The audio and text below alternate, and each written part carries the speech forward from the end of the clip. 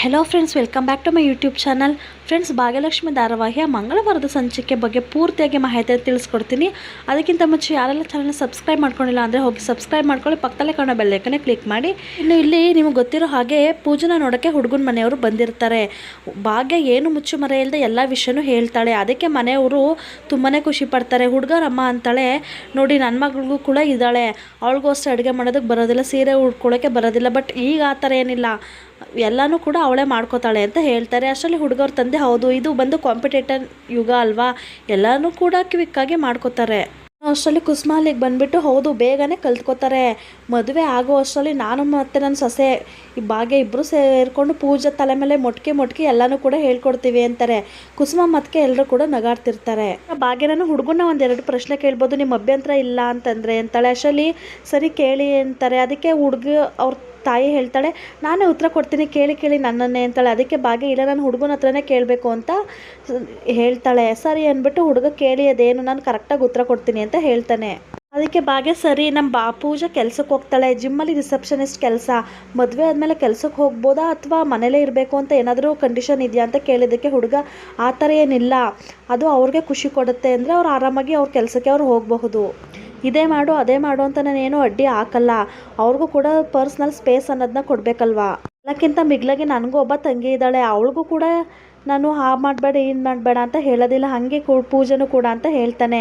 ಅದಕ್ಕೆ ಭಾಗ್ಯ ನಿಮ್ಮ ಮಾತು ಕೇಳಿ ತುಂಬಾ ಖುಷಿ ಆಯಿತು. ಇನ್ನೊಂದು ಪ್ರಶ್ನೆ, ನೀವು ಏನು ಕೆಲಸ ಮಾಡ್ತೀರಾ ಅಂತ ಕೇಳ್ತಾಳೆ. ಅಷ್ಟರಲ್ಲಿ ಹುಡುಗ ಬಾಯ್ ಬಡೋದಕ್ಕಿಂತ ಮುಂಚೆ ಹುಡುಗವ್ರ ತಾಯಿ, ಅಯ್ಯೋ ಅವನು ತುಂಬಾ ದುಡಿತಿದ್ದಾನೆ, ಕೈ ತುಂಬ ಸಂಬಳ, MNC ಕಂಪ್ನಿಲಿ ದೊಡ್ಡ ಜಾಬು, ಮುಂಬೈಲಲ್ಲಿ ಇದ್ದಾಗಲೂ ಕೂಡ ಸಖತ್ತಾಗಿ ದುಡಿತಿದ್ದ, ಕೈ ತುಂಬ ಸಂಬಳ ಅಂತಾಳೆ. ಅಷ್ಟರಲ್ಲಿ ಹುಡುಗ, ಅಮ್ಮ ಬಾಯಿ ಮುಚ್ಕೊಂಡು ಸುಮ್ಮನೆ ಕೂತ್ಕೋ, ಎಷ್ಟು ಅಂತ ಸುಳ್ಳು ಹೇಳ್ಬಿಟ್ಟು ಹೇಳ್ತಾನೆ.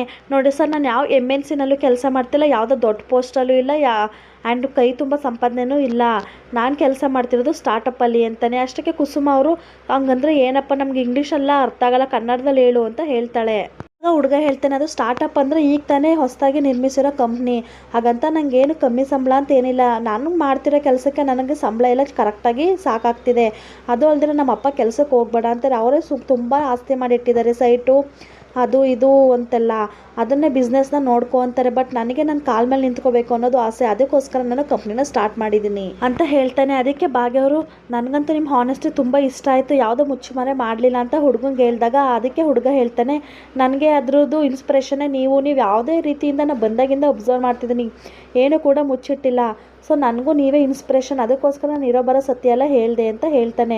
ಅದಕ್ಕೆ ಭಾಗ್ಯ, ನನಗಂತೂ ತುಂಬ ಖುಷಿ ಆಯಿತು ಅತ್ತೆ ಮಾವ, ಹಾಗಾದರೆ ನಮ್ಮ ಪೂಜನ್ಗೆ ಇವನೇ ಒಳ್ಳೆ ಹುಡುಗ ಹೇಳ್ತಾಳೆ. ನಂತರ ಮನೆಯವರೆಲ್ಲರೂ ಕೂಡ, ನನಗೂ ಕೂಡ ಹುಡುಗ ತುಂಬ ಇಷ್ಟ ಆದ, ಎಲ್ಲರೂ ಕೂಡ ಇಷ್ಟಪಟ್ವಿ ಅಂತ ಹೇಳ್ತಾರೆ. ಅಷ್ಟರಲ್ಲಿ ಹುಡುಗನ ತಂದೆ, ಅದೆಲ್ಲ ಸರಿ, ಮನೆಯವರೆಲ್ಲರೂ ಕೂಡ ಒಪ್ಕೊಂಡಿರೋದೇ, ಹುಡುಗಿ ಏನು ಹೇಳ್ತಿಲ್ವಲ್ಲ ಅಂತ ಪೂಜನ ಕೇಳ್ತಾಳೆ.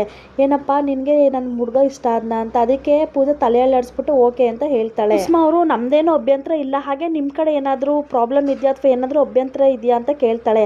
ಅದಕ್ಕೆ ಹುಡುಗ ತಾಯಿ, ಆ ಥರ ಏನಿಲ್ಲ, ನಮಗೂ ಕೂಡ ಹುಡುಗಿ ಎಲ್ರಿಗೂ ಇಷ್ಟ ಆದ್ಲು, ಆದರೆ ಒಂದು ಪ್ರಾಬ್ಲಮ್ ಇದೆ, ಏನಂದರೆ ನನ್ನ ತಮ್ಮ ಬರಬೇಕಿತ್ತು, ನನ್ನ ತಮ್ಮ ಬಂದು ಒಪ್ಪಿಗೆ ಕೊಟ್ಟರೆ ಮುಂದೆ ನಾವು ಮುಂದುವರಿಯಬಹುದು ಅಂತ ಹೇಳ್ತಾಳೆ. ಅಷ್ಟರಲ್ಲಿ ಅವ್ರ ತಮ್ಮ ಬರ್ತಾನೆ, ಇವನೇ ನನ್ನ ತಮ್ಮ ಅಂತ ಹೇಳಿದಾಗ, ಸರಿ ನಮಸ್ಕಾರ ಅಂತ ಹೇಳ್ತಾರೆ. ಅಷ್ಟರಲ್ಲಿ, ಬಪ್ಪ ನಮಗೆ ಹುಡುಗಿ ಒಪ್ಪಿಗೆ ಆದ್ಲು, ನೀನು ಏನಾದರೂ ಮಾತಾಡೋದಿದ್ರೆ ಮಾತಾಡ್ಬಿಡು, ನೋಡಿಬಿಟ್ಟು ಒಪ್ಪಿಗೆ ಕೊಡು ಅಂತ ಕರೆಯೋದಕ್ಕೆ ಅವನಂತಾನೆ, ಈ ಸಂಬಂಧನ ಇಲ್ಲಿಗೆ ನಿಲ್ಲಿಸ್ಬಿಡೋಣ, ಏನು ಮಾತಾಡೋಕ್ಕೆ ಹೋಗಬೇಡಿ ಅಂತ ಹೇಳ್ತಾರೆ. ಅಷ್ಟರಲ್ಲಿ ಮನೆಯವರಿಗೆಲ್ಲ ತುಂಬಾ ಶಾಕ್ ಆಗುತ್ತೆ.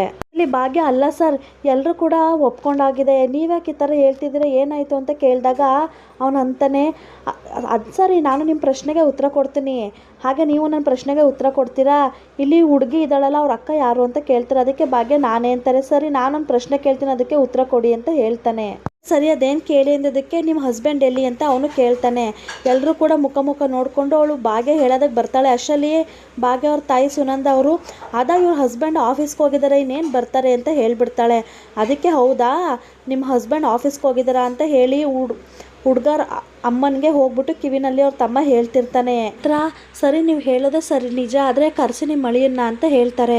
ಅದಕ್ಕೆ ಅಷ್ಟರಲ್ಲಿ ಹುಡುಗವ್ರ ತಾಯಿ, ಅಲ್ಲ ಕಣಪ್ಪ, ಯಾಕೆ ಆ ಥರ ಹಿಂಸೆ ಕೊಡ್ತಿದ್ಯಾ, ಅವ್ರು ಹೇಳ್ತಿಲ್ವ ಅವ್ರು ಆಫೀಸ್ಗೆ ಹೋಗಿದ್ದಾರೆ ಅಂತ, ಮತ್ತೆ ಯಾಕೆ ಹಿಂಗೆ ಆಡ್ತಿದ್ಯಾ ಅಂತ ಕೇಳಿದಾಗ, ನೀವು ಅಂದ್ಕೊಂಡಿರೋ ಥರ ಏನೂ ಇಲ್ಲ, ಇವರು ನಿಮ್ಮಿಂದ ವಿಷಯನ ಮುಚ್ಚಿಡ್ತಿದ್ದಾರೆ, ಇವರು ತುಂಬ ದೊಡ್ಡ ಸುಳ್ಳನ್ನ ಹೇಳ್ತಿದ್ದಾರೆ, ನೀವು ಅಂದ್ಕೊಂಡಿರೋ ಹಾಗೆ ಇವ್ರ ಹಸ್ಬೆಂಡ್ ಆಫೀಸ್ಗೆ ಹೋಗಿಲ್ಲ, ಅವ್ನು ಬೇಡ, ನನ್ನ ಗಂಡ ಬೇಡ ಅಂತ ಈ ಅಮ್ಮ ಭಾಗ್ಯನೇ ಬಿಟ್ಬಿಟ್ಟು ಬಂದಿದ್ದಾಳೆ, ಆಲೆ ತುಂಬ ದಿನ ಆಗಿದೆ ಅಂತ ಹೇಳ್ತಾನೆ. ಎಲ್ರಿಗೂ ಕೂಡ ಶಾಕ್ ಆಗುತ್ತೆ. ಕೇಳಿ ಹುಡುಗನ ತಾಯಿ ವಿಚಾರಿಸ್ತಾಳೆ, ಹೌದಾ ಭಾಗ್ಯ, ಅದು ನಿಜನಾ, ನಿನ್ನ ಗಂಡನ ಬಿಟ್ಟಿದ್ಯಾ ಅಂತ ಕೇಳ್ತಾಳೆ. ಅಷ್ಟರಲ್ಲಿ ಭಾಗ್ಯ ಹೇಳೋದಕ್ಕಿಂತ ಮುಂಚೆ ತಾಂಡವ್ ಅಲ್ಲಿಗೆ ಬಂದು, ಹೌದು ಅವ್ನು ಹೇಳ್ತಿರೋದು ನಿಜ.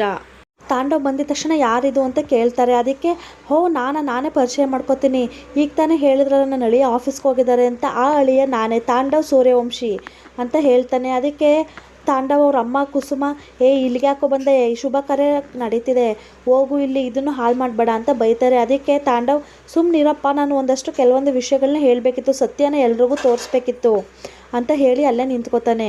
ತಾಂಡವ್ ಹೇಳ್ತಾನೆ, ಇಲ್ಲಿ ಇದ್ದಾಳಲ್ಲ ಭಾಗ್ಯ, ಅವಳ ಬಗ್ಗೆ ನಾನು ಹೇಳ್ತೀನಿ ಕೇಳಿ. ಒನ್ಸ್ ಅಪಾನ್ ಎ ಟೈಮ್, ತುಂಬ ದಿನಗಳ ಹಿಂದೆ ನಾನು ಭಾಗ್ಯ ಗಂಡ ಹೆಂಡ್ತಿ, ಆದರೆ ಈಗಲ್ಲ. ಅವಳು ಒಂದಿನ ಬಂದು ನಿನಗೆ ಯಾವ ಸಂಬಂಧನೂ ಇಲ್ಲ, ನಿನ್ನ ಕಂಡ ನಂಗೆ ಇಷ್ಟ ಇಲ್ಲ ಅಂತ ಹೇಳಿ ನಾನು ಕಟ್ಟಿರೋ ತಾಳಿನ ಬಿಚ್ಚಿ ನನ್ನ ಕೈಲಿ ಕೊಟ್ಬಿಟ್ಟು ಹೊರಟೋದ್ಲು ಅಂತ ಹೇಳ್ತಾನೆ. ಅಷ್ಟರಲ್ಲಿ ಹುಡುಗನ ಮನೆಯವ್ರಿಗೆ ಶಾಕ್ ಆಗಿ ಹುಡುಗನ ತಾಯಿ ಕೇಳ್ತಾಳೆ, ಹೌದಾ ಭಾಗ್ಯ, ಇದೆಲ್ಲ ನಿಜನಾ ಅಂತ. ಅಷ್ಟರಲ್ಲಿ ಸುನಂದ ಅವರು ಹಾಗೇನಿಲ್ಲ ಅನ್ನಕ್ಕೆ ಬರ್ತಾಳೆ. ಅಷ್ಟರಲ್ಲಿ ಭಾಗ್ಯ ಅವರು, ಹೌದು ಮೇಡಮ್, ಅವ್ನು ಹೇಳ್ತಿರೋದು ಸರಿ, ನಿಜ. ಹುಡುಗನ ತಾಯಿ, ಅಲ್ಲ ಕಣಮ್ಮ, ಈಗ ಸ್ವಲ್ಪ ಟೈಮಲ್ಲಿ ನಿಮ್ಮ ಮಧ್ಯೆ ಏನು ಮುಚ್ಚು ಮರೆ ಇರಬಾರ್ದು ಅಂತ ಹೇಳಿದ್ರಿ, ಆದರೆ ಇಷ್ಟು ದೊಡ್ಡ ಸತ್ಯನ ಮುಚ್ಚಿಟ್ಟಿದೆಯಲ್ಲ ಅಂತ ಹೇಳ್ತಾರೆ. ಅಷ್ಟರಲ್ಲಿ ಕುಸುಮ ಅವರು, ನೋಡಿ ಅಮ್ಮ, ಇದರಲ್ಲಿ ನನ್ನ ಸೊಸೆದು ಯಾವುದೂ ತಪ್ಪಿಲ್ಲ. ಆ್ಯಕ್ಚುಲಿ ನಿಜ ಹೇಳಬೇಕು ಅಂತಂದರೆ ನನ್ನ ಸೊಸೆ ನನ್ನ ಮಗನ ಬಿಟ್ಟಿರೋದಲ್ಲ, ನನ್ನ ಮಗನೇ ನನ್ನ ಸೊಸೆನ ಬಿಟ್ಟಿರೋದು ಅಂತ ಹೇಳ್ತಾಳೆ. ಅಷ್ಟರಲ್ಲಿ ಹುಡುಗನ ತಂದೆ ಎರಡೂ ಒಂದೇ ಅಲ್ವಾ ಅಂತ ಹೇಳ್ತಾನೆ. ಅದಕ್ಕೆ ಕುಸುಮ ಅವರು, ವ್ಯತ್ಯಾಸ ಇದೆ, ಭಾಗ್ಯ ತುಂಬ ಒಳ್ಳೆಯವಳು, ಇವನೇ ಸರಿ ಇಲ್ಲ, ನೀವೇ ಅರ್ಥ ಮಾಡ್ಕೋಬೇಕು. ನಾನು ನನ್ನ ಮಗನ ಜೊತೆ ಬದುಕೋಕ್ಕಾಗ್ದಿಲ್ಲ ಅಂತ ನಾನು ಮತ್ತು ನಮ್ಮ ಯಜಮಾನರು ನನ್ನ ಸೊಸೆ ಜೊತೆ ಬದುಕ್ತಿದ್ದೀವಿ, ಇದರಲ್ಲೇ ನೀವು ಅರ್ಥ ಮಾಡ್ಕೊಳ್ಳಿ ಅಂತಾರೆ.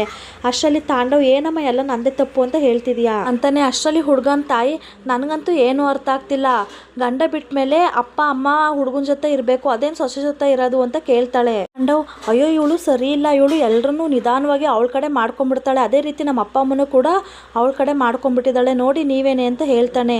ಅಷ್ಟರಲ್ಲಿ ಹುಡುಗವ್ರ ತಾಯಿ, ಹೌದು, ನನಗೆ ಯಾಕೋ ಇದು ಸರಿ ಅನ್ನಿಸ್ತಿಲ್ಲ, ನನಗೆ ನಿಮ್ಮ ಸಂಬಂಧನೇ ಬೇಡ ಅಂತ ಹೇಳ್ತಿರ್ತಾಳೆ. ಆ್ಯಕ್ಚುಲಿ ಭಾಗ್ಯ, ಮೇಡಮ್ ಆ ಥರ ಏನಿಲ್ಲ, ನಾನೇ ಬೇರೆ, ನನ್ನ ತಂಗಿನೇ ಬೇರೆ, ನನ್ನ ತಂಗಿ ನಂತರ ಅಲ್ಲ ಮೇಡಮ್, ದಯವಿಟ್ಟು ಈ ಸಂಬಂಧನೇ ಇಲ್ಲಿಗೆ ನಿಲ್ಲಿಸ್ಬೇಡಿ, ಈ ಸಂಬಂಧ ಬೇಡ ಅಂತಾರೆ. ಅಷ್ಟರಲ್ಲಿ ಹುಡುಗ, ಆ ಥರ ಅಲ್ಲ ಅಮ್ಮ, ಒಂದು ನಿಮಿಷ ಸುಮ್ಮನಿರು ಅಂತಾರೆ. ಅದಕ್ಕೆ, ಬೇಡ ಕಣೋ, ನಾನು ಹೇಳ್ತಿಲ್ವ, ಒಂದು ಗಾದೆ ಇದೆ, ಹಿರಿಯಕ್ಕನ ಚಾಲಿ ಮನೆ ಮಂದಿಗೆಲ್ಲ ಅಂತ. ಯಾವಾಗ ಡೈವರ್ಸ್ ಕೊಟ್ಟಿದ್ದಾಳೆ ಅಂತ ಗೊತ್ತಾಯ್ತು, ಆವಾಗಲೇ ನಾನು ಡಿಸೈಡ್ ಮಾಡಿದೆ ಇವ್ರ ಸಂಬಂಧ ಬೇಡ ಅಂತ, ಯಾವುದೇ ಕಾರಣಕ್ಕೂ ಈ ಸಂಬಂಧ ಬೇಡ ಅಲ್ವಾ ಅಂತಾರೆ.